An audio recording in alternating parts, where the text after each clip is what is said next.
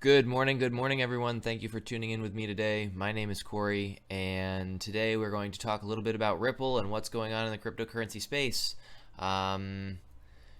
First thing today to go over is Wells Fargo. Wells Fargo is coming up with their own stablecoin, their own cryptocurrency system to produce a system that's faster and cheaper than Swift. Now, if you've been following my videos, you definitely know that XRP has been working to pretty much either work with or replace the Swift system. So Wells Fargo coming out with this, I just wanted to explain what's going on. But anyway, banking giant Wells Fargo says its blockchain for internal cross-border money transfer is faster and more efficient than Swift, the global messaging system used by over 11,000 financial institutions. Wells Fargo is using an internal blockchain system. So it's a closed wall garden. They're going to have to, if Wells Fargo wants to use their own cryptocurrency on transferring it to another bank, they're still going to have to go through Ripple's pipeline in order to convert like the Wells Fargo coin to like the JP Morgan coin, or if they, if JP Morgan decides to come out with their coin as a closed wall garden coin like this is, which they are, and they want to convert it into the US dollar, they're still going to use Ripple to convert the JP Morgan coin into the United States dollar. So Wells Fargo may come out saying, hey, this is our way of bypassing the Swift XRP system, but in all reality, it's just another bridge that XRP is gonna have to hold. Right here, this is a video that I found. XRP Stewart was the original finder of the video.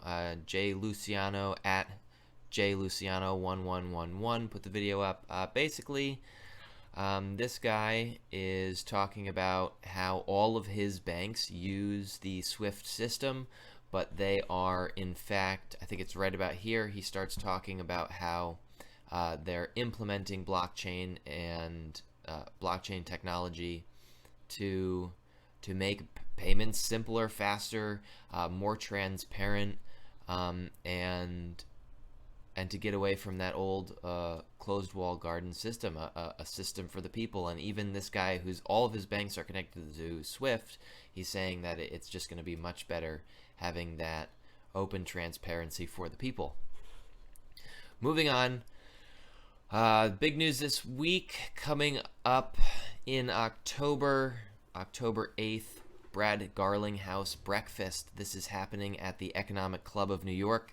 This is the website for the Economic Club of New York, and if you can see under their announcements, it says right here, Brad Garlinghouse, Chief Executive Officer, Ripple, 10/8.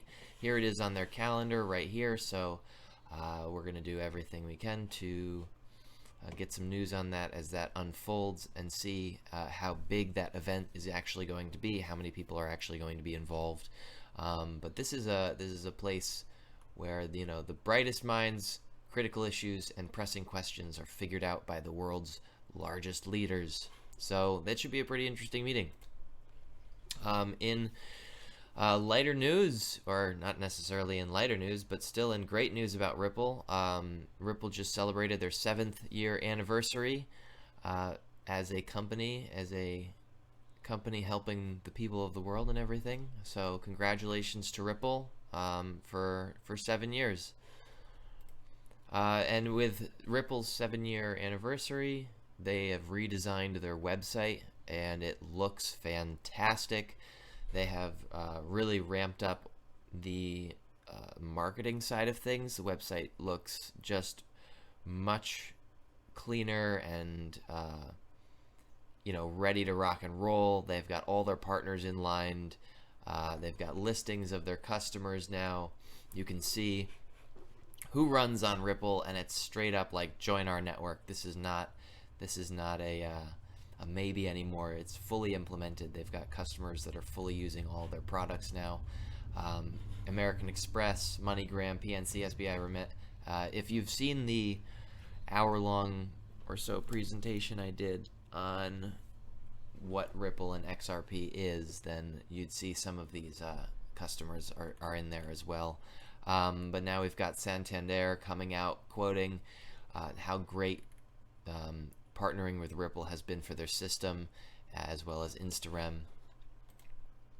Alex Holmes. Alex Holmes is the CEO of MoneyGram, and MoneyGram, as we know, has been working with Ripple consistently on their XRP system to try to alleviate the cost of cross-border payments. And this guy came out with an article, and I found that article for you, and I wanted to show you an important quote. This is the CEO of MoneyGram quoting, "Ripple has large distributed blockchain technology and an interesting crypto coin like XRP can cross borders in seconds. What they don't have is pools of global liquidity and fiat currency. We, however, have pools of money across the world, and our speed is only enabled by the ability to pre-fund and move money in advance. One system is really fast but lacks liquidity. The other has massive amounts of liquidity but is inherently slow. With blockchain, you suddenly have this ability to move money at speed," says Holmes. So, recognizing the fact that Ripple needs cash or needs money to fix a problem, MoneyGram steps in and says, hey, we have a ton of money and you can move it as fast as possible. So working together, they've really changed the game. Ripple has been in a lawsuit for quite a long time, and it has been coming back up recently. I'm assuming to bring up FUD in order to keep Ripple's XRP, the price down. But I just wanted to show you a little down the rabbit hole thing. The Honorable Judge Phyllis Hamilton is the judge who is taking the case. This is her right here. She is the United States District Court, Northern District of California. She was appointed on February 9th, 2000. Hamilton was nominated by President Bill Clinton. So in some form or another, former President Bill Clinton and the Honorable Judge Phyllis Jean Hamilton know each other in some way, and we do know that former President Bill Clinton and Ripple are in cohorts, seeing the president sitting here talking about Ripple's technology at their event Swell last year. So, all in all, the guy that is suing Ripple for losing money on his investment is, as we all know, it's probably going to go down the drain. Let me go back a little bit. But Ripple presented, I think it was like 29 different reasons as to why the case shouldn't continue and should be dropped. So I really don't think that this is going to stand. I think that Ripple is going to be one step closer to the idea publicly of it not being a security. So we're moving forward. I don't think this guy has a chance, especially now seeing that the judge who's on the case, although they have to be fair. Let's not bash on the fact that the judge is going to pick sides here, because fairness is key in the law. But they do know each other, and hopefully it will be on the winning side of Ripple. So I want to finish off this. Bakkt is going to be launching tomorrow. It's actually launching tonight, but officially it's going to be launching September 23rd. And I love how it's kind of saying the things directly on their homepage that we're all looking for. The reason. So will Bakkt Launch help Bitcoin go mainstream? And the answer is absolutely yes, it will, because Bakkt is bringing transparency and trust to digital assets. So if you've been into the digital asset space, I've been in the digital asset space since August of 2018, and I have seen plenty of articles talking about how cryptocurrency, Bitcoin, all of the currencies that are cryptographic in nature are simply out there as a means to bypass government taxes and sanctions, and a means of buying drugs and money laundering, and all of those articles that are coming out to scare you and to keep you away from buying digital assets.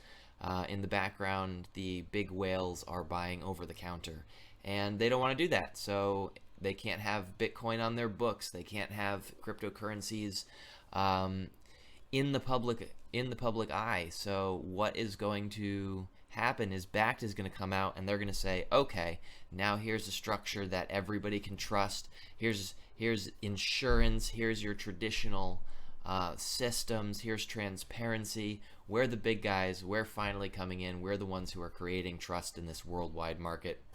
And once that happens and banks can have their crypto on their books and they can say, yes, because Bakkt is saying that it's a good thing and it's okay to have, now look at all the stuff we have. And now we're really going to see how far ahead of the game they really were. So yes, I think that Bakkt is going to bring some serious institutional presence to the market, and I think that it's going to bring mainstream adoption, because once Bakkt comes out, that's when I think they're going to start doing commercials on television.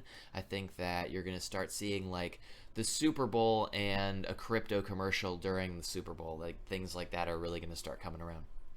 So Bakkt is coming out. This article says that September 22nd at 8 p.m. Bakkt is going to allow, it's going to turn on their system. They're going to start allowing trading at 8 p.m. basically today.